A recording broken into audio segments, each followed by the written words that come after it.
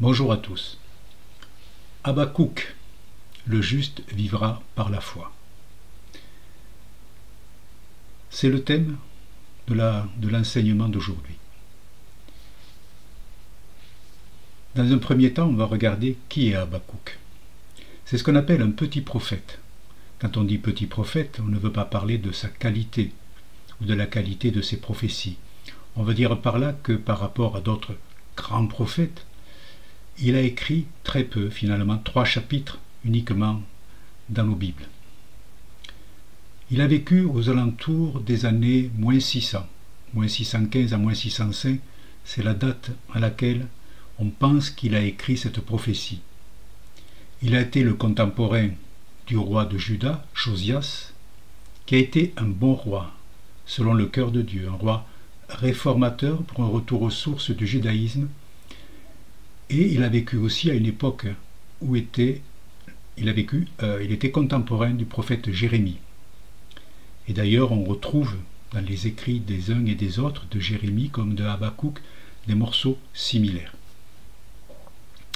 Il a été aussi le témoin, après la mort de Josias, du roi Josias, à la bataille de Megiddo, une bataille qu'il a livrée contre le pharaon Nécho, du retour de Juda à l'idolâtrie, sous le règne des fils de Josias, et en particulier Joachim, ces rois qui vont finalement plonger le pays dans l'idolâtrie et qui vont à la fin provoquer la chute du royaume de Juda et la destruction du premier temple en moins 586. Habakkuk, il est comme Job. Il va débattre avec Dieu pourquoi, il va essayer de comprendre pourquoi un peuple impur, les Chaldéens, vont servir d'instrument à Dieu pour châtier le peuple pur de Juda. Et il va comprendre que Dieu est souverain en toutes choses et qu'il doit être adoré pour ce qu'il est et non pas seulement pour recevoir des bénédictions matérielles. Dans le Zohar, on a quelques explications sur le nom d'Habakkuk. Son nom, ça veut dire « celui qui embrasse ».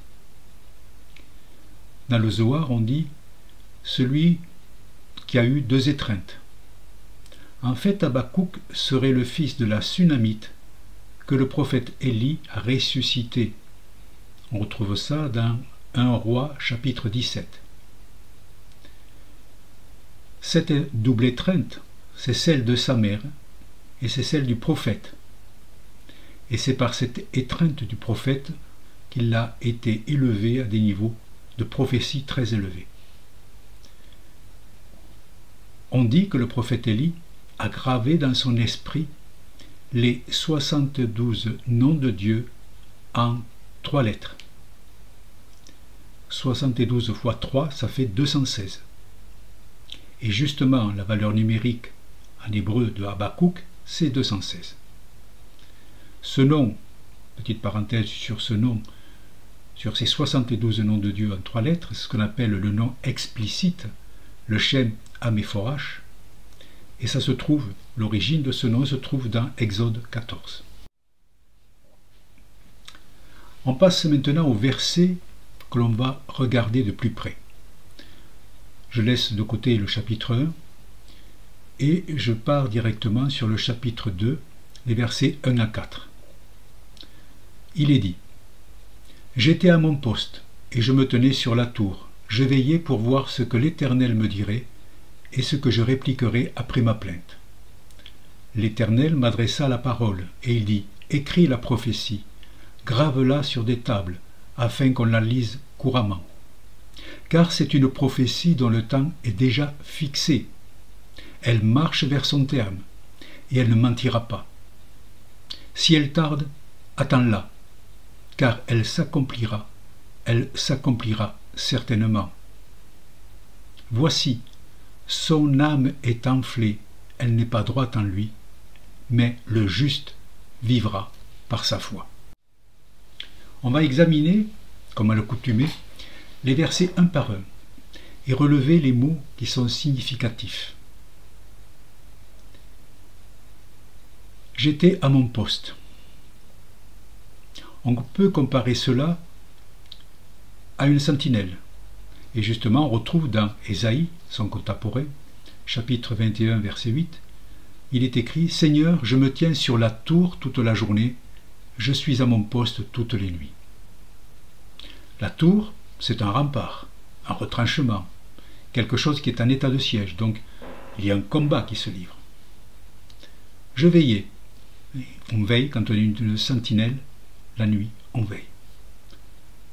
Pourvoir, le mot qui est utilisé, pourvoir en hébreu, c'est un mot qui parle plus d'une vision que le simple fait de voir. Comme il est écrit, ce que l'Éternel me dirait. Le prophète se tient prêt pour recevoir les paroles de l'Éternel. Il se considère comme investi d'une mission afin de recevoir le message divin. Vraisemblablement, il est dans un état de veille spirituelle, un état de méditation. On retrouve dans la Brit Hadasha, dans le Nouveau Testament, ce genre de rappel aussi. Par exemple, ce n'est un exemple. Dans Luc, Yeshua nous enjoint de veiller en parlant des temps de la fin. Il est dit « Veillez donc et priez en tout temps, afin que vous ayez la force d'échapper à toutes ces choses qui arriveront et de paraître debout devant le Fils de l'homme. » Ou encore en 1 Corinthiens 16, il est écrit « Veillez, demeurez fermes dans la foi, soyez des hommes, fortifiez-vous. » Dans le deuxième verset, l'Éternel m'adressa la parole et il dit « Écris la prophétie, grave-la sur des tables, afin qu'on la lise couramment. » Le prophète, il doit se tenir prêt pour recevoir les paroles de l'Éternel. Il est investi d'une mission pour recevoir le message divin et le diffuser. Il est dans un état de veille spirituelle, un état de méditation. Et l'Éternel va lui répondre dans une vision qui doit être conservée pour être comprise plus tard et pour qu'elle soit proclamée. Il y a quelques mots là-dedans qui sont intéressants. Écris, écris la prophétie, écris Ketov. C'est le même mot qu'on trouve en Deutéronome 4.13 pour écrire les 10 paroles sur les tables de la loi. Grave, ou vaer en hébreu, ça veut dire graver, mais aussi expliquer. Table, aluchot, on retrouve là aussi un mot qui parle des tables de la loi, celles du Sinaï, mais aussi, c'est important, les tables du cœur, comme en Psaume 3, verset 3. Afin que, grave-la sur des tables, afin que, on la lise couramment, afin que les ma'an, valeur 190, comme Ketz, et Ketz, ça veut dire le mot fin, et ça nous parle toujours des temps de la fin, de la rédemption, de la délivrance. Et qu'on la lise couramment, Yarutz, Koré, Bo, la valeur numérique de cette expression est de 613, exactement comme les 613 commandements de la Torah. Qu'est-ce qu'on peut dire de tout cela? L'Éternel donne souvent ce conseil à ses prophètes. Écrire. Comme par exemple Moshe quand il lui dit en Exode 17.12 « L'Éternel dit à Moshe, écris cela dans le livre, pour que le souvenir s'en conserve. » Comme le firent les autres prophètes, Ésaïe, Jérémie, mais aussi Jean dans le livre de l'Apocalypse, il est bon d'écrire les paroles reçues, les enseignements, tout ce qui touche à la parole, car comme on dit, les écrits restent. Ce que va dire l'Éternel à Habakkuk doit être considéré de la même façon que les tables de la loi, un message qui va être éternel et qu'on devra lire et relire dans le futur.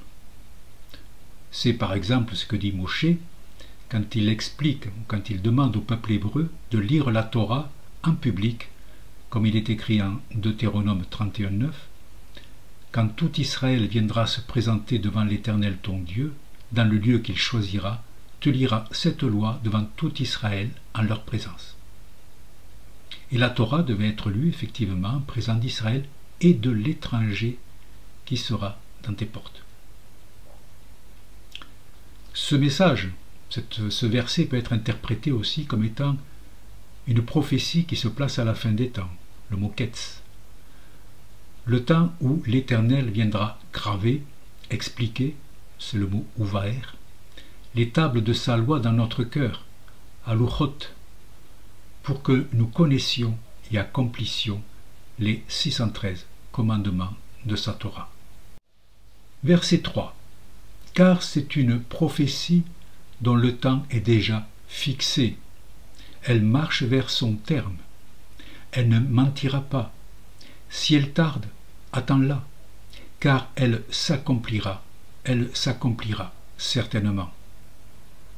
Il y a beaucoup à dire sur ce verset.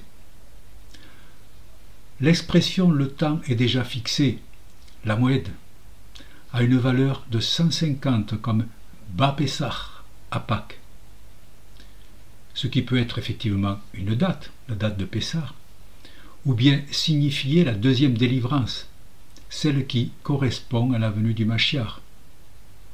Deuxième délivrance pour les Juifs et pour Éphraïm de l'exil romain qui dure depuis 2000 ans.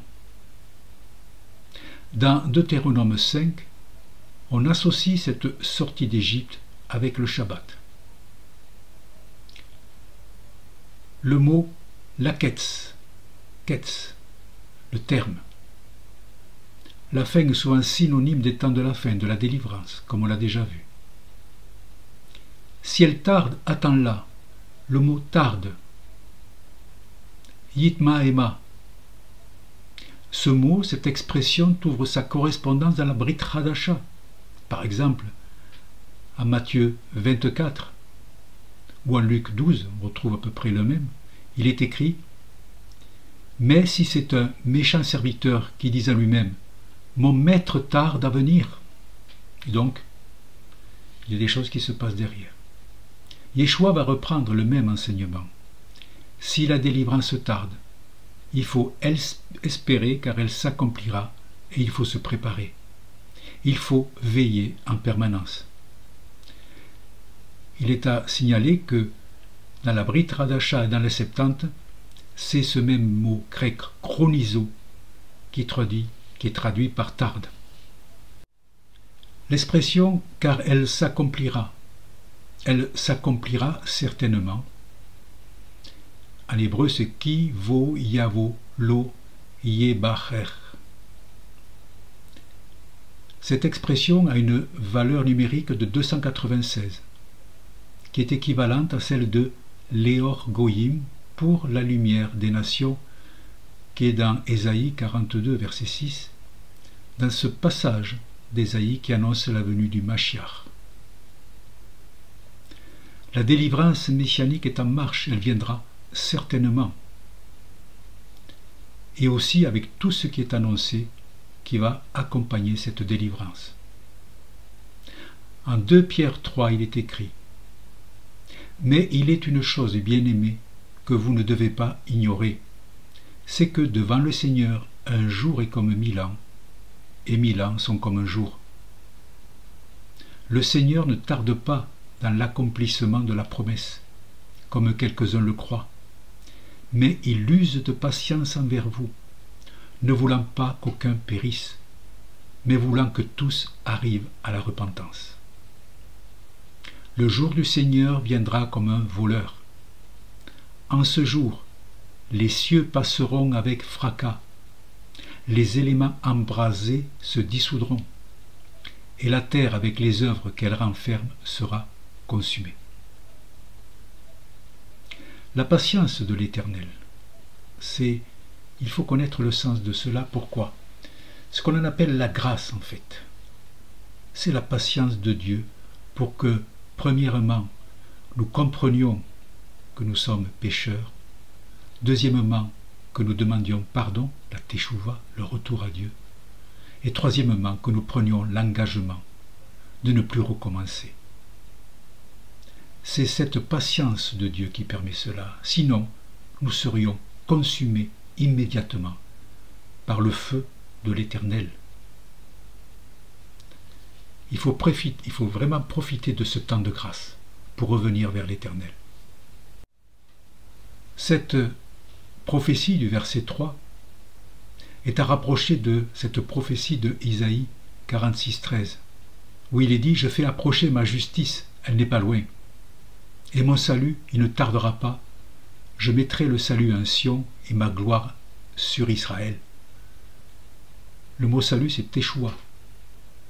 Salut et gloire, Tiferet, parle du Mashiach. À propos de ce verset, le Zohar dit « Ce verset perce et descend jusqu'au grand abîme. Qui descendra dans ce grand abîme pour trouver le temps de la fin ?» Nous avons une réponse. Cette réponse, on la trouve par exemple dans Éphésiens 4, où il est dit « C'est pourquoi il est dit, étant monté en haut, il a amené des captifs, et il a fait des dons aux hommes. Or, que signifie il est monté, sinon qu'il est aussi descendu dans les régions inférieures de la terre.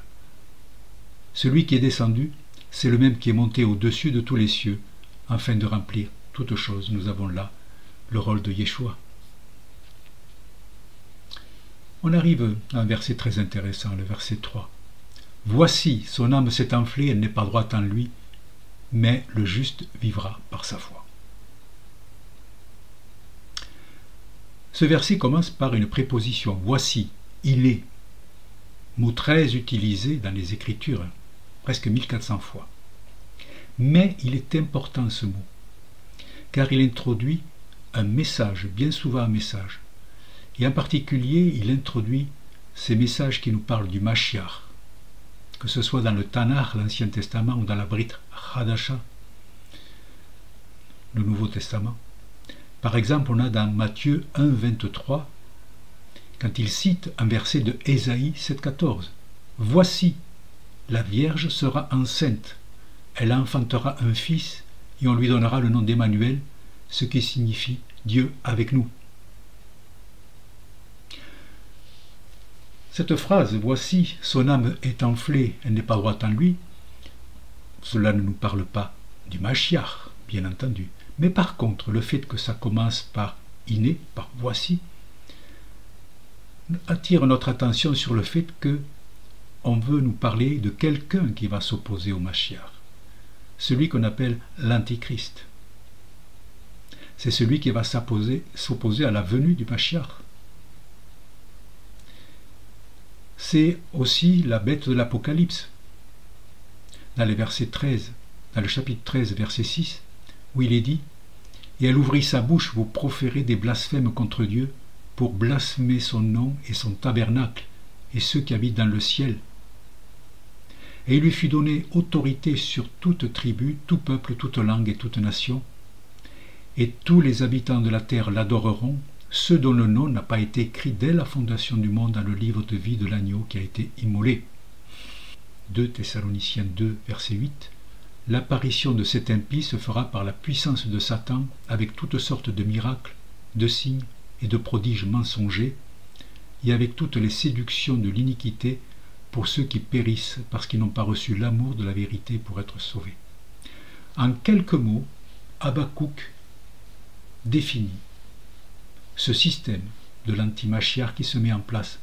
Et quand je dis qui se met en place, c'est aujourd'hui et maintenant. L'orgueil, l'arme, une âme fausse. Voilà ce qui caractérise ce mauvais temps que nous sommes en train de passer, où est en train de s'installer tout un système qui ne vise qu'à empêcher la venue du Mashiach. En vain, je le dis tout de suite.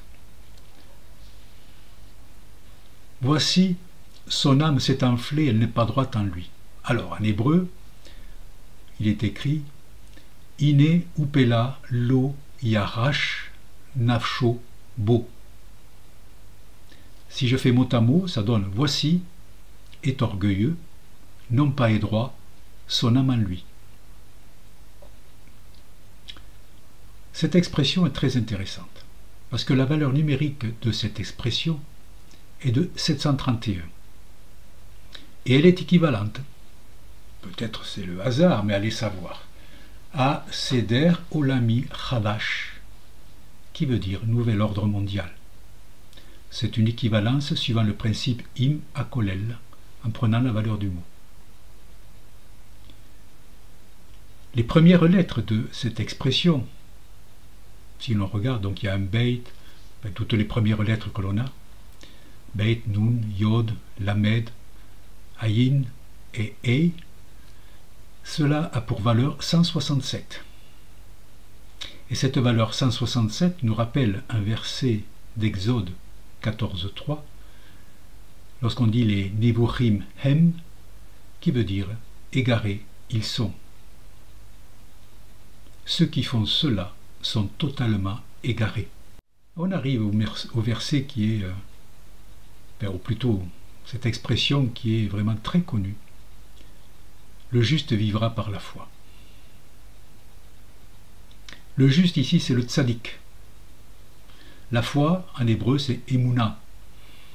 En fait, Emouna veut dire aussi, et c'est quelque chose qui me semble plus vrai, ça veut dire fidélité, constance, loyauté.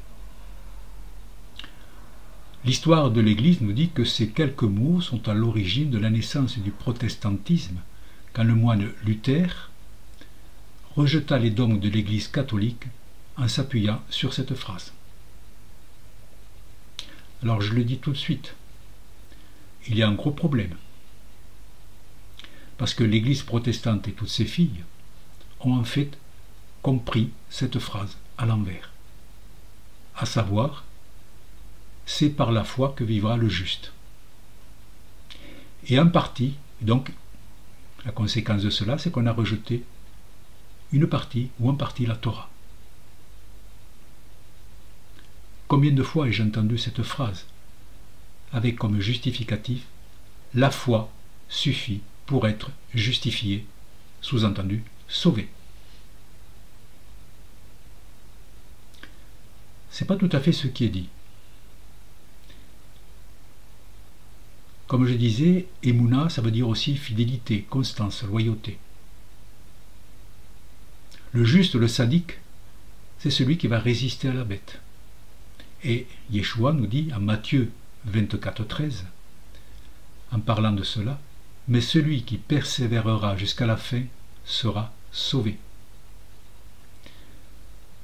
C'est d'abord celui qui s'appuiera sur les Écritures, la Torah, le juste qui accomplit fidèlement les commandements de Dieu, qui sera à même de résister au mauvais, à la bête. Le juste dans la Torah est incarné dans la figure de Yosef, le fils de Yaakov, Israël, et de Rachel. Il est descendu en Égypte après l'épisode de la vente par ses frères. Il a résisté à la tentation dans l'histoire avec la femme de Potiphar. Il a été accusé injustement, il a été emprisonné, et il sortira de sa prison pour s'asseoir à la droite de Pharaon.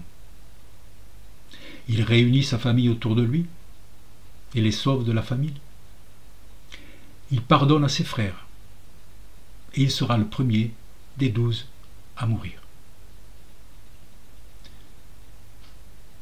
Yosef est associé à la séphira Yesod dans l'arbre de vie. Il symbolise dans la tradition le Mashiach ben Yosef, celui qui sauvera son peuple, regroupera les 12 tribus et qui annoncera la venue du Mashiach ben David. C'est Yeshua dans son attribut de Mashiach ben Yosef. Je vous renvoie à la vidéo Le fils de Yosef.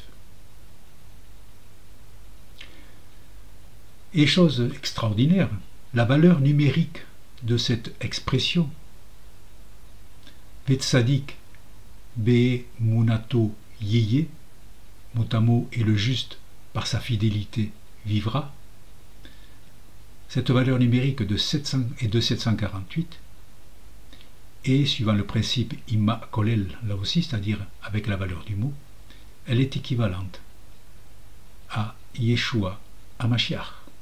Alors on peut mettre effectivement en avant ce verset dans Romains 5 qui dit « Étant donc justifiés par la foi, nous avons la paix avec Dieu par notre Seigneur Jésus-Christ, à qui nous devons avoir eu, par la foi, accès à cette grâce dans laquelle nous demeurons fermes et nous nous glorifions de l'espérance de la gloire de Dieu. » Donc, il a l'air de dire là, Shaoul, Paul, que La foi suffit pour être justifié. Problème, c'est que quelques chapitres avant, au chapitre 2, ce même Shaoul, ce même Paul, dans cette lettre aux Romains, nous dit « Ce ne sont pas en effet ceux qui écoutent la loi qui sont justes devant Dieu, mais ce sont ceux qui la mettent en pratique qui seront justifiés. » Le mot « écoute » ici est akrotes, qui veut dire « écoute », et non pas « écouter » comme pour obéir, comme on trouve par ailleurs lorsque le mot grec est « akouo », qui lui veut dire « écouter » et mettre en pratique. Donc on écoute d'une oreille. On écoute, oui, effectivement, mais on ne fait pas. Ce même Shaoul nous dit dans 2 Corinthiens 6, dans ce verset, dans les versets 14-17, « Ne vous mettez pas avec les infidèles sous un joug étranger, car quel rapport y a-t-il entre la justice et l'iniquité? Ou qu'y a-t-il de commun entre la lumière et les ténèbres? Quel accord y a-t-il entre Christ et Bélial? Et quelle part a le fidèle avec l'infidèle? Quel rapport y a-t-il entre le temple de Dieu et les idoles? Car nous sommes le temple de Dieu vivant.